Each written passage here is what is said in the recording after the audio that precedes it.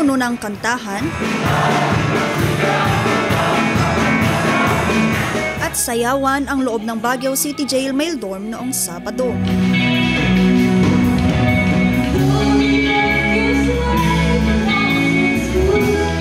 Ito'y sa kanilang pagdiriwang ng Christmas concert. Na-homesick po ako, namimiss ko sila, lagi ko silang naiisip na hinahangad ko na makauwi na ako at sana makapiling ko sila ngayong Pasko. Kung tatanungin po ulit ako, transform into a symphony of goodwill, where every note played and every voice lifted serves a purpose beyond melody, each resonating with the essence of kindness.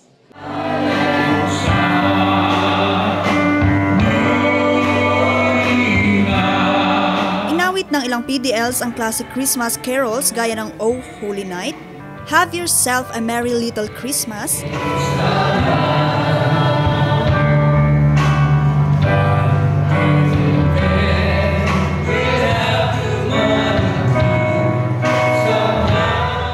mayroon ding dula tungkol sa kapanganakan at kamatayan ni Hesukristo.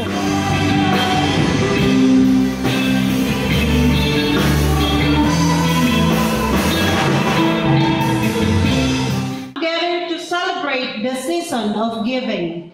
This concert is more than an evening of musical enchantment.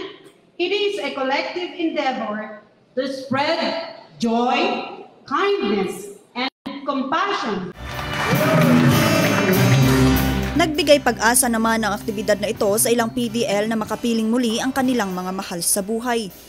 Ang hiling ko lang naman ay sana kaming lahat ng mga PDL na yayakap sa bagong Pasko ay makatanggap ng mga ngiti na maisusuot namin para maganda ang aming salubong.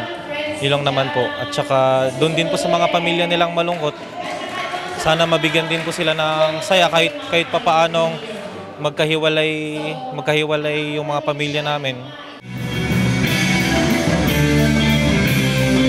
Tema ng kanilang pagdiriwang ay Celebrating Christmas with Kindness. Ang mga nalikom na pera sa concert ay gagamitin ng BJMP sa pagtupad ng mga munting kahilingan ng mga PDL ngayong Pasko.